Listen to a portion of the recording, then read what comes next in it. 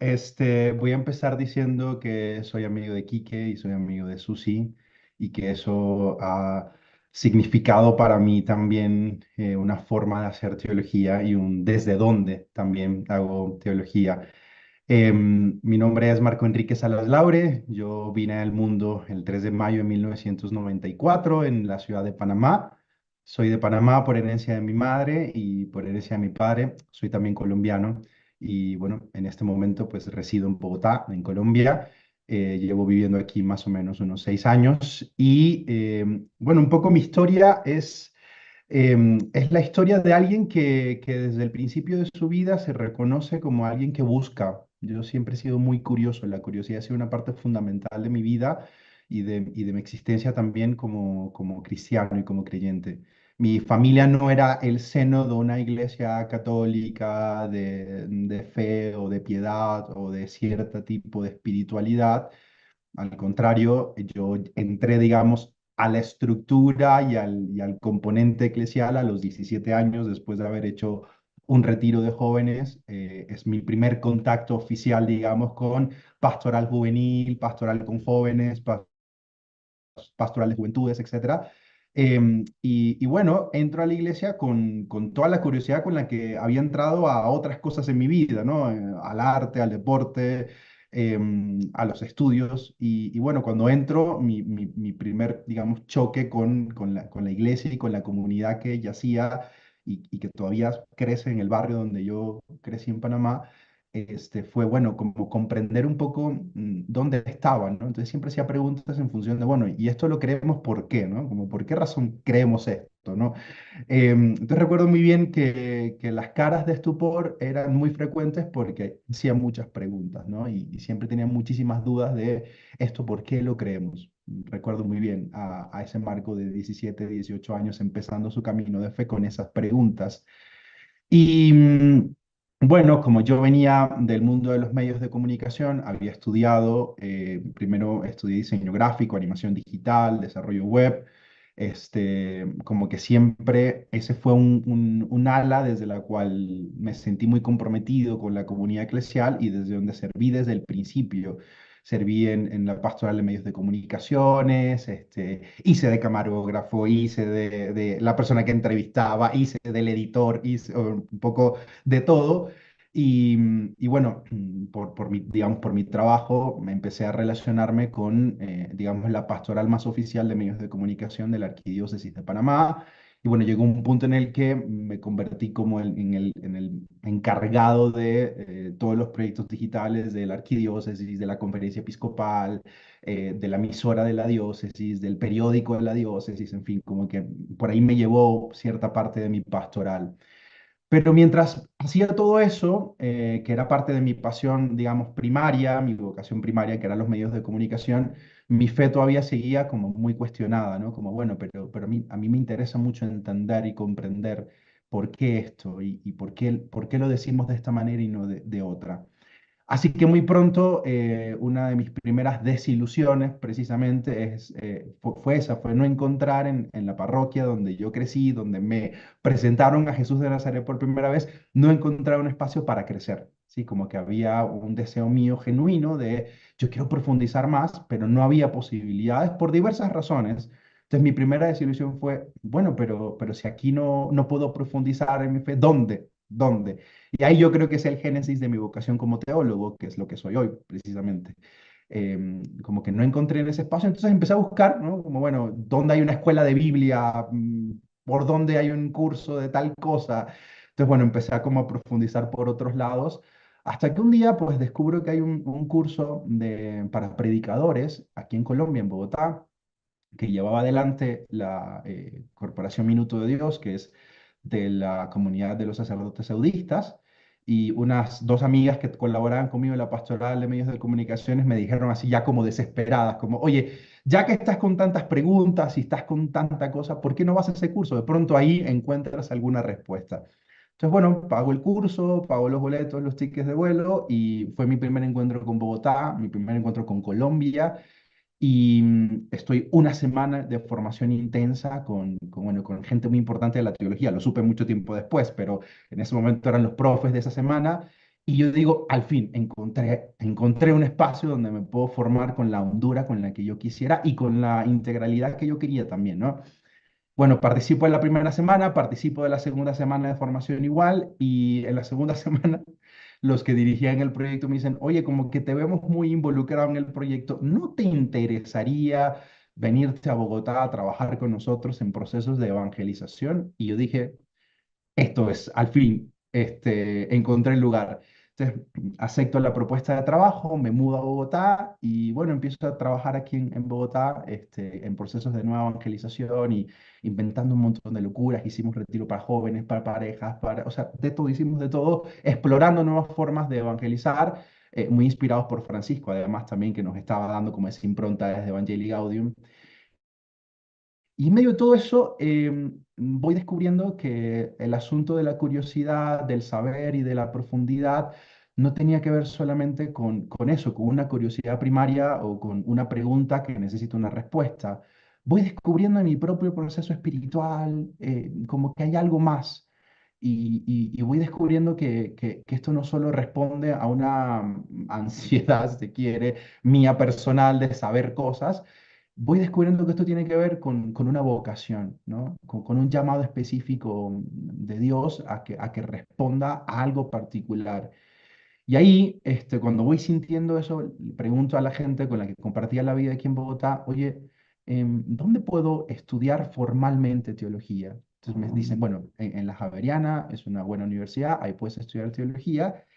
Y empecé a hacer la maestría en teología pensando como en, bueno, ya tengo un pregrado, ya tenía la maestría en literatura, bueno, una maestría en teología va a ser suficiente. Empiezo a estudiar teología formalmente y a la mitad del proceso digo, no, no, esto es otra cosa. Y bueno, ahí por fin, digamos, en la oración, en la conversación con gente que estaba metida en el mundo de la teología, descubro que existe esta vocación. O sea, que el ser curioso, el tener preguntas, el dudar, el profundizar, el estar en la frontera, no solo es una cosa particular mía, sino que hay un mundo de seres humanos que dicen, esa es mi vocación en el mundo y en la iglesia. Yo digo, al fin encontré a mi crew de gente y ahí decido entonces regresarme de la maestría, no la termino, sino que empiezo a hacer el pregrado en teología y ya empiezo a verbalizar, que para mí fue muy importante, soy teólogo. Mi vocación en la iglesia es ser teólogo. Mi servicio a mis hermanos y hermanas es desde la teología. Mi vocación matriz, la que me da luz, es la teología. Y ahí entonces empiezo en este mundo y es así donde empiezo a hacer teología y empiezo a vivir como laico latinoamericano, como joven dentro de la iglesia, la teología, y bueno, he arrancado esa aventura bueno, ya ha dado sus primeros pasos y bueno, seguirá un proceso mucho más amplio, así como Susi, mi pretensión es luego hacer la maestría. El próximo año, si todo sale bien, estaré en California haciendo la maestría en teología y ahí seguirá mi proceso como teólogo y es desde el lugar desde el cual vengo aquí también y desde el cual espero servir a la comunidad. Esa es un poquito mi historia. Me gustaría que nos compartieras un poquito, eso sí, muy traducido, no solo al español, sino a la simplicidad, que nos cuentes cuáles son las frustraciones y las esperanzas de la iglesia latinoamericana. Un preguntón, pero yo sé que tú vas a poder abordar. Lo, Gracias. in- lo intento, lo intento. Mira, la frustración tiene muchas modalidades. En mi caso particular, y todavía lo sigo viviendo, es la frustración de por qué si se supone que este es el espacio seguro para la duda y para la fragilidad, se supone que eso es la comunidad de seguidores y seguidoras de Jesús, ¿por qué en este espacio no puedo serlo? ¿Sí? Mi frustración fundamental era esa, era, ¿por qué aquí no puedo venir con mis dudas? ¿Por qué aquí no puedo venir con mi frustración de esto no me cuadra, esto me cuesta? Y en muchísimos temas, no solo en los temas, digamos, que a mí me apasionaban en ese momento, sino en tantísimos temas como las relaciones humanas, las relaciones de mi familia. O sea, ¿por qué no puedo venir aquí con esto que me late en el corazón y me hiere? Y ponerlo solamente, porque hay que hacer todo un protocolo para ser frágil aquí, ¿sí? Esa era mi frustración y ahora como teólogo la sigo encontrando desde, obviamente desde otras miradas, pero sigo reconociendo que también es una frustración de mi generación frente a la estructura eclesial. O sea, todo el tiempo me encuentro con hombres y mujeres que no están en la iglesia por esto o que están, pero profundamente heridas y cuando le das un espacio para decir, mira, este es un espacio seguro de conversación, cuenta lo que quieras, se desbordan, humanamente se desbordan, porque ese espacio que se los habían, perdóname esta expresión, ¿no? Que se les había vendido como la casa, el hogar, el espacio para crecer en la fe en Jesús, terminó siendo un espacio donde la vulnerabilidad no entra. Y bueno, eso para mí ha sido muy complejo. Olvidé decir que en mi historia de vida, una de las cosas que yo siempre hice fue escribir, por eso soy poeta también.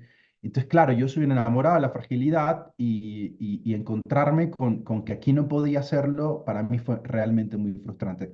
Que eso luego se tradujo en que no me daba una formación profunda y honda, lo que tú quieras, pero yo sé reconocer que en el fondo lo que había era, ¿por qué si este se suponía que era el espacio para jugar, para divertirse, para ser seres humanos? No terminó siendo eso, sino al primer momento en el que pudieron alejarme de la comunidad, lo hicieron. Y conmigo lo hicieron de una forma amable, pero conozco historias donde eso no fue de una manera amable, ¿no? Donde dejaron de responder a los correos, donde lo sacaron del grupo de WhatsApp, donde más nunca lo llamaron para nada y nunca nadie les explicó por qué razón no los volvieron a invitar o por qué razón los echaron fuera de la comunidad. Entonces, para mí una cuestión importante para reimaginar la iglesia también tiene que ver con cómo tratamos la vulnerabilidad y la fragilidad que somos, no que tenemos, que somos constitutivamente como seres humanos, ¿no? Entonces, bueno, no sé si con eso te respondo. Y fui acompañado en la medida en la que encontré seres humanos que no tenían este típico prejuicio de, ah, eres joven, eso lo estás haciendo porque eres rebelde, eso se te pasará, son las hormonas. No, encontrarme con pedagogos y pedagogas que dijeron, ok, ¿tienes dudas? Bueno, vamos, te acompaño. Mira, léete este texto la primera vez que leía Loffin, léete este otro la primera vez que leí a Pagola, léete esto la primera vez que leí a Bob, léete esto la primera vez que leí a María Clara Bingenberg. O sea, hombres y mujeres que fueron diciéndome, ¿tienes dudas? Bueno, mira, te recomiendo esto, vamos conversando sobre este tema. O sea, pero fueron la minoría realmente. La mayoría siguió viendo con sospecha qué hace un joven a esta edad que acaba de recién entrar a la iglesia haciendo estas preguntas, ¿no? Entonces, fue como un contraste, ¿no? Entre la estructura pastoral, que de plano no acogió mis preguntas, y luego estas personas muy desde abajo, muy desde la base, que empezaron a decir, bueno, pero si este joven tiene preguntas, ¿cuál es el lío con eso, no? También me sentí acompañado en ese sentido y en todo mi proceso hasta el día de hoy han sido personas muy concretas que han visto en mi curiosidad, en mis dudas, en mis preguntas, en últimas, en mi propia fragilidad, una fuente de, bueno, aprovechemos eso, tomémoslo y con eso puedes seguir caminando, no rechazándolo, sino recibiéndolo para a partir de eso también construir una teología y hacer una teología, ¿no? Eso en general. No sé si hasta ahí vamos bien, Quique, tú eres el que... Ok, listo, perfecto. Segunda pregunta, lo del CELAM. Yo estoy Fue muy tomando nota de todo, interesante. así como clase, masterclass. Ok, ok. Segunda pregunta, lo del CELAM. Muy interesante, solo encuadro por si acaso. Hace unas semanas atrás, la conferencia latinoamericana nos invitó aquí en Bogotá al grupo que asesora teológicamente y pastoralmente en algunos temas al CELAM, que es este cuerpo que articula toda la acción pastoral, ministerial, eclesial en América Latina. Y tienen un grupo de teólogos y teólogas que, bueno, reúnen cada tanto para que dialoguen y reflexionen sobre diversos temas y les digan al CELAM, bueno, mira, nosotros sugerimos esto, ¿no? En este caso particular, la invitación era para que ayudáramos a pensar en el asunto de repensar la parroquia, una parroquia en clave sinodal, cómo se construye, cómo es. Dos cosas que digo así como anécdota. Primero, era el único joven, ¿sí? Tengo 30 años, no sé si todavía entro en esa categoría de jóvenes, pero por lo menos era el más joven de todos los presentes. Eso fue lo primero, el desfase generacional entre esta generación de teólogos y teólogas que están diciendo cosas muy importantes, pero no hay eso que llamamos, ¿no? La conversación intergeneracional. ¿Cómo hacemos para que los nuevos teólogos y teólogas jóvenes o otros jóvenes entren en esta conversación? Fue mi primera, cada tarde teníamos un espacio libre para intervenir. Mi primera intervención, lunes, primera intervención de Marcos Salas. Eh, ¿Cómo hacemos para que esto sea dialogado con más jóvenes? Fue lo primero que dije, ¿no? Fue la primera experiencia, una primera frustración de cómo la iglesia latinoamericana está avanzando en un montón de cosas, nosotros no lo identificamos tan claramente porque estamos dentro de ella y nos cuesta mucho asumirla y abrazarla como nuestro, sí, esta es la iglesia latinoamericana porque vemos sus defectos y sus fragilidades, pero cuando hubo la primera asamblea del Sínodo de la Sinodalidad y se enfrenta a la iglesia latinoamericana con otras iglesias, dialoga con otras iglesias, la constatación es, la iglesia latinoamericana va por delante años luz en un montón de cosas que, ¿cómo así que los obispos hacen tal cosa en América Latina? Sí, hace 50, 100 años. Claro, la iglesia latinoamericana tiene esa vanguardia de reflexión y de acción pastoral, pero bueno, también es verdad que una primera frustración ha sido, esa vanguardia se ha quedado en ciertos personajes o escenarios y no ha habido ese cambio intergeneracional, ¿no? ¿Cómo hacemos para que estos grandes teólogos y estas grandes teólogas de América Latina dialoguen con los que vienen? Entonces yo les decía, ¿qué herencia nos dejan a los nuevos teólogos, a las nuevas teólogas? O sea, como en las carreras olímpicas, ¿no? ¿Cuál es el bastón que nos dan para nosotros seguir la carrera? No veo ese diálogo. Esa fue una primera frustración que, bueno, que yo puse sobre la mesa. Y la segunda luego fue, bien, estamos hablando de renovar y repensar la parroquia, pero déjenme decirles que para muchos jóvenes, incluyéndome, la parroquia, el espacio parroquial, ya dejó de ser un espacio de significado. ¿Cómo hacemos para dialogar con esos otros no lugares que siguen siendo iglesia, pero que no entran en la conversación porque no son la estructura de Trento, que es específicamente la parroquia? Entonces yo decía, los jóvenes que se juntan en una red, hablé, por ejemplo, hablé del movimiento de la Laudato Si en esa ocasión, hablé de la red de pastoral juvenil latinoamericana, pero también hablé de la red de jóvenes diversos que hay aquí en Bogotá, hablé de la pastoral universitaria, o sea, hablé de otros lugares que no son la parroquia, donde hay un montón de jóvenes que se siguen congregando, que siguen haciendo vida, que siguen, o sea, que se inspiran en Jesús de Nazaret, pero no son tomados en cuenta en la conversación.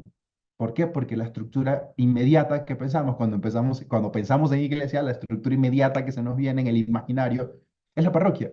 Bueno, pero hay que repensarla con otros imaginarios y con otras fuentes de imaginación que probablemente no sean solo. Yo sé que sigue siendo significante para mucha gente la parroquia, pero que no sea solo esa. Hay otros espacios, ¿no? La universidad, la conversación con los amigos, las redes que hay desde el asunto ecológico, por las redes deportivas, por las redes de diversidad sexual. Hay un montón de redes. O sea, en América Latina es muy normal que el trabajo se haga en redes. Bueno, ¿cómo hacemos desde la iglesia institucional para dialogar con estos otros no lugares, como yo lo llamé, que también nos ayudarían a repensar modalidades de experimentar la iglesia y de hacer iglesia? Entonces, esos como dos anotaciones ahí de las conversaciones entre los teólogos que asesoramos al CELAM. Muchas gracias, Marco. Dejo aquí una provocación muy simple, pero me parece realista y buena para escucharnos en el chat. Quienes se sientan identificados con esto de que la parroquia ha perdido o diluido significado en su historia personal o familiar, pueden dejarnos un emoji aquí en el chat para seguir conociéndonos y escuchándonos. Tú que has estado en estos círculos entre frontera digital y entre frontera, pues sí, como más de estructural de iglesia, ¿dónde ves signos de vanguardia, signos de novedad, signos de creatividad, caminos de reimaginación? ¿Dónde van drenando hacia otras generaciones? ¿Cómo ves esto de la vanguardia pastoral? Suelo decir sobre este tema que, voy a poner un ejemplo. En la universidad donde yo estudio, se han hecho muchas propuestas de pastoral muy bien pensadas y con este horizonte de hacer cosas creativas. Y nunca nada, en mi experiencia y de ir a esos espacios, se lo dije al director de pastoral de la universidad, que es amigo, nunca vi nada que convocara tanto como espacios para hacer silencio, por ponerte un ejemplo. Y yo dije, es un signo contemporáneo. Sí. En efecto, es un signo contemporáneo, la necesidad de un espacio de quietud y de silencio. Pero de verdad es que han hecho propuestas increíbles, increíbles, muy bien pensadas, pero nunca ninguna se llenó tanto que necesitaban abrir dos salones más porque no cabía la gente, como, vengan, nos convocamos a aprender a hacer silencio, ¿no? Y vino Pablo a darnos unas herramientas para el silencio. Yo dije, esto es muy diciente. A veces creemos que la vanguardia pastoral está como en inventarnos una cosa excesivamente novedoso y toca esto, mira, el futuro 4.0, allá es que va a estar la novedad pastoral. No, hay veces que en nuestra propia herencia cristiana hay una cantidad de componentes importantes que si los retomásemos con una pedagogía, con una creatividad, con un refresco en el lenguaje, tendrían el impacto que ha tenido por generaciones. Pasa que a veces creo que nos perdemos en esa discusión de, bueno, tal vez lo más vanguardia sea esto. Una cosa, eso es un ejemplo. El segundo ejemplo, la gente impresionada, con la que yo he dialogado sobre este tema, impresionada por las cosas que salieron en el informe de síntesis del sínodo. Y yo le dije, la única novedad, a diferencia de otro sínodo, es que Francisco dijo, vamos a escucharnos. A ver, muchachos, básico, ¿no? O sea, escuchémonos. O sea, no fue una cosa así que se trajo de los cabellos, que digo, que ayúdame a inventarnos una... No, fue, dijo, vamos a escucharnos. Y eso generó una creatividad para la iglesia impresionante. Entonces yo digo, hay que inventar modelos, hay que inventar procesos. Yo estoy de acuerdo con todo eso y hay que hacerlo. Y la creatividad ahí nos tiene que ayudar a pensar procesos, pedagogías, lenguajes, narrativas, metáforas para hablar de la experiencia cristiana. Pero en últimas, parece que el común denominador de la explosión creativa de la iglesia a lo largo de la historia tiene que ver con cosas muy particulares como hacer silencio, escuchar, aprender a discernir, no creernos superior a los demás. O sea, parece que ese es el común denominador de todos los procesos creativos que ha habido a lo largo de la historia. Y todas las renovaciones que hemos tenido y todas las reformas que hemos tenido, desde la que hizo Asís, a San Francisco de Asís, hasta las más recientes que hemos tenido con Francisco, todas han partido de la idea de, espérate un momento, dejemos de correr, hagamos una pausa un momento y escuchemos al Espíritu a ver qué nos dice, como propone el Apocalipsis, ¿no? Entonces, no sé si esto satisface la pregunta, pero solo quiero hacer ese acento, ¿no? Como que a veces sentarnos a explorar estos temas nos genera una ansiedad porque tenemos que salir ya después de esta semana de creatividad con la nueva iglesia. Claro. Y no, tal vez con lo que hay que salir es con cómo reimaginamos la experiencia de ser iglesia, la experiencia de ser seguidores y seguidoras de Jesús. Tal vez eso sea todavía más fundamental que pensar si la reforma y la renovación de la parroquia es que a la entrada de la parroquia haya tal persona haciendo tal cosa. Tal vez tenga que ver con reimaginar la experiencia de ser iglesia y de ser comunidad. Y eso se hace a partir de estos otros elementos que he mencionado. ¿No? Aquí pongo dos ejemplos, el silencio y la escucha, como dos cosas que hoy ya está atestiguado, Claro. van a ser fundamentales para repensar, reimaginar, reencantar de la propuesta de Jesús, no de la iglesia. No estamos aquí para reencantar de la iglesia, hay que reencantar desde la propuesta de Jesús. Y si eso trae como consecuencia que seamos comunidad, maravilloso, pero va a ser desde reencantarnos de la propuesta de Jesús, de abrir surcos al reino de Dios, en fin, va a ser desde ahí, no tanto desde lo otro, ¿no? Por eso hacía esa pregunta yo a mis hermanos y hermanas, colegas teólogos y teólogas, de, bueno, estamos pensando en reimaginar una estructura que ya para muchos dejó de significar. Bueno, reimaginémoslo, hay que hacerlo, pero ¿cómo hacemos para incluir también estas otras voces y estos otros silencios, nuestros otros cuerpos y biografías? Y termino con una última cosa. Una de las cuestiones que más impresionó en todo este proceso sinodal que estamos haciendo, que creo que es una propuesta de Jesús para reimaginar la iglesia también, con todos los defectos y con todas las virtudes, todo eso mezclado al mismo tiempo. Una cosa que impresionó a muchos fue que el documento de la etapa continental se tejiera a partir de las historias de otras historias. Es decir, que cuando la gente se sienta a leer ese documento puede saber lo que dijo Susana Reina Moreira de Brasil y expuesto ahí textualmente, y puede leer lo que dijo Quique de México, y puede leer lo que dijo un presbítero de la iglesia en Asia. Entonces era como, espera, ¿esto es un documento oficial de la iglesia? Sí, y está tejido con otras historias. No es ya la iglesia que dice, esto es lo que yo tengo que decir, sino y eso es una cosa que hay que abonarle a la propuesta pedagógica de Francisco y a su manera de hacer teología desde América Latina. Las narrativas hoy de la iglesia están tejidas con otras narrativas y eso no me parece que sea un detalle menor, es un Mm. detalle clave. Entonces, yo diría, habría que también, en medio de todo lo que hay que criticar y en medio de las disilusiones que tenemos, ir empezando a señalar esos signos de, oye, es la primera vez que un documento está tejido con historias de otros. Eso ya dice mucho de una iglesia que empieza a salir de su, sí, de su caparazón a decir, ok, yo soy y existo gracias también a otras historias y a esas otras narrativas. Con eso cierro mi intervención. Ujú, gracias, Marco. Y que Susi lo decía, me encantó esta expresión, Susi. Las palabras son demasiadas en nuestra cultura y en nuestro presente. Entonces el silencio a veces es tan provocativo porque es esta respuesta a la saturación de querer nombrarlo todo, querer definirlo todo, querer acotarlo todo. Otra vez pregunta abstracta, pero ¿qué te ha servido a ti en este ir construyendo o reconstruyendo un imaginario colectivo que apunte más a un Dios encarnado, a un Dios cercano? Y como tú lo dijiste, no es tanto reencantarse de la iglesia, sino reencantarse del proyecto de Jesús. ¿Qué te ha servido? ¿Qué nos puedes contar? Sí, sí, es una cosa que he pensado bastante y que he sentido bastante.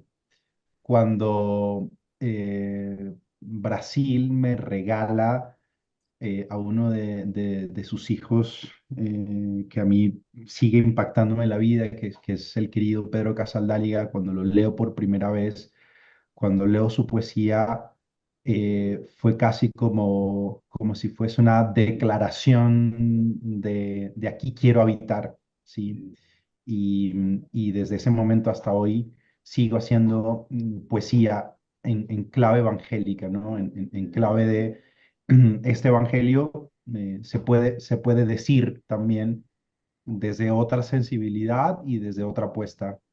Y digo, menciono a Pedro precisamente porque, pues un poco para darnos cuenta que no es una novedad, o sea, ya la iglesia ha tenido poetas, hombres y mujeres que han escrito versos para narrar la experiencia de Dios y tenemos herencia de eso en todos los siglos.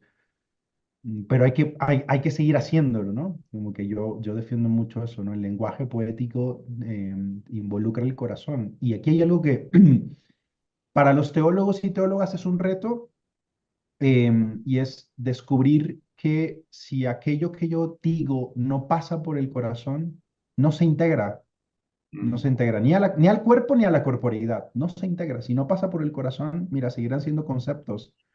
Y por eso hoy tenemos tantos líos en la coherencia, ¿no? Bendita coherencia de el Evangelio y la vida. Sí, pero es que tenemos tantas narrativas, tenemos tantas palabras, tenemos tantas teologías, tenemos tantos numerales que tenemos que repetir y aprender, pero si eso no termina pasando ni por el corazón, ni por el cuerpo, ni por la corporidad, termina siendo un discurso que no permea la vida y que no permea nuestra propia experiencia y nuestra forma de relacionarnos con Dios y con los otros y con las otras. Yo creo que eso es un tema interesante. Y pues yo he encontrado, ha sido mi apuesta, yo he encontrado en la poesía una forma también de permitir al menos que eso pase primero por el corazón, por el cuerpo y luego por la corporeidad. Lo primero que quiero decir es eso, la poesía para mí ha sido ese camino también y por eso mucho de lo que hago hoy es eso, ¿no? Y fue muy loco cuando conversaba con María Clara Bingemer sobre el asunto de la teopoética y del lenguaje poético, porque claro, al principio no lo hacía precisamente porque me metí en las reglas del juego y las reglas del juego académico es que para que tenga valor tienes que citar 4 veces a 4 grandes autores y que tu texto tenga 50 citas a pie de página. Y eso hay que hacerlo y lo hago encantado, porque además soy sí, sí, un ratón de biblioteca, o sea, me encanta hacerlo. Pero decía, no hay nada que permee más y que conmueva más a la gente que cuando comparto un poema, o sea, que cuando narro algo y la gente es como, eh, esto me caló en el corazón, ¿no? Entonces, identifica. hice un poema, sí, sí, como que y he empezado a hacer, y eso ha sido, ya va a ser como una tarea mía, he empezado a hacer poemas a partir de los evangelios y se convierten luego, primero en poemas y luego en formas de orar y luego en formas de comunicar, o sea, sí, es como un medio que permite mucho juego también, y eso ha sido importante. Y lo segundo que he descubierto ha sido particularmente la inclusión en cualquier reflexión de la corporidad, del cuerpo, es decir, el asunto de la encarnación, no solo proponerlo como una parte fundamental de nuestra teología y de nuestra fe, si se quiere, sino también cómo involucro el cuerpo en mi propia reflexión y cómo hago que los demás también cuando entran a espacios de reflexión conmigo, traigan su cuerpo, lo involucren, o sea, que no quede fuera como si lo poseyéramos, sino somos esto, Vean su cuerpo. somos esta fragilidad, ¿sí? O sea, y solo el acto de decirles, hagan conciencia de cómo llegaron aquí, hagan conciencia de que si están cansados, si tienen hambre, si tienen sueños, si les duele algo, hagan conciencia de eso, porque es desde ahí desde donde hacemos teología. No hacemos teología desde otros cuerpos y desde otras narraciones y desde otras biografías. La hacemos desde la nuestra. Decirle eso a la gente, o sea, verbalizarlo, ha sido una cuestión que a mí me ha marcado mucho porque he descubierto en la reacción de la gente esa novedad que muchos decían, ah, ok, es que esto tiene que ver conmigo. Yo primero parto desde mi corporidad y desde mi cuerpo. Ha sido una cuestión que me ha movido un montón. Entonces yo creo que eso. Y tercero, termino con esto. Me pareció muy curioso cuando publiqué en estos días, antes de este video que hice referencia, publiqué otro diciendo qué es lo que yo pensaba que Dios quería Mm, ujú. y mucha gente escribiéndome como conmovida. Primero porque es poético lo que digo, bueno, siempre hago poesía, no puedo hablar de otra forma, pero luego dije, qué loco, yo pensé que lo que querían es que les explicara qué significa que la Trinidad y que el Hijo no puede ser sin el Padre y el Padre no puede ser sin el Espíritu y el Espíritu no... Pensé que querían que les explicara eso. No, lo que querían era volver a recuperar, ¿sí? En su memoria y en su cuerpo y en su corporidad que Dios lo que quiere es que sea feliz. Y yo decía, qué loco, o sea, cómo sigue siendo tan, ahí digo una crítica personal, ¿no? Como las estructuras, los planes pastorales nos han robado la buena noticia. Entonces no necesitamos otra cosa que seguir dando buenas noticias. La buena noticia de que Dios te ama, te acompaña, de que quiere que hagas comunidad con otros, de que quieres que entregues la vida, de que en el servicio está la apuesta fundamental. Volver a la buena noticia y volver a las buenas noticias para mí ha sido como, ok, yo pensé que tenía que hacer un plan pastoral digital mucho más robusto teológicamente y resulta que no, que mucha gente hoy sigue buscando esa buena noticia y que no la encuentra en los espacios pastorales y que no la encuentra en la teología ya es algo para advertir, ¿no? Ok, qué buena noticia estamos transmitiendo con esto. Repito, yo seguiré haciendo teología académica porque me encanta, pero soy consciente que para que llegue al corazón del otro ha sido la buena noticia la que ha movido a luego hacerse preguntas más profundas, pero ha sido la buena noticia, o sea, esto. Y he encontrado, repito, en la poesía, en la narración, en este juego de incluir otras cosas que los evangelios no nos cuentan o renarrarlo de otras formas, una fuente fundamental y bueno, ha sido la herencia de Pedro la que me ha marcado y luego la de otros y otras que he venido descubriendo que hacían lo mismo también desde otros lugares. Sí, Olga, gracias por traer también tu vulnerabilidad y tu fragilidad aquí. Eso ya es hacer y ser iglesia también y ser comunidad de Jesús. Yo te diría dos cosas.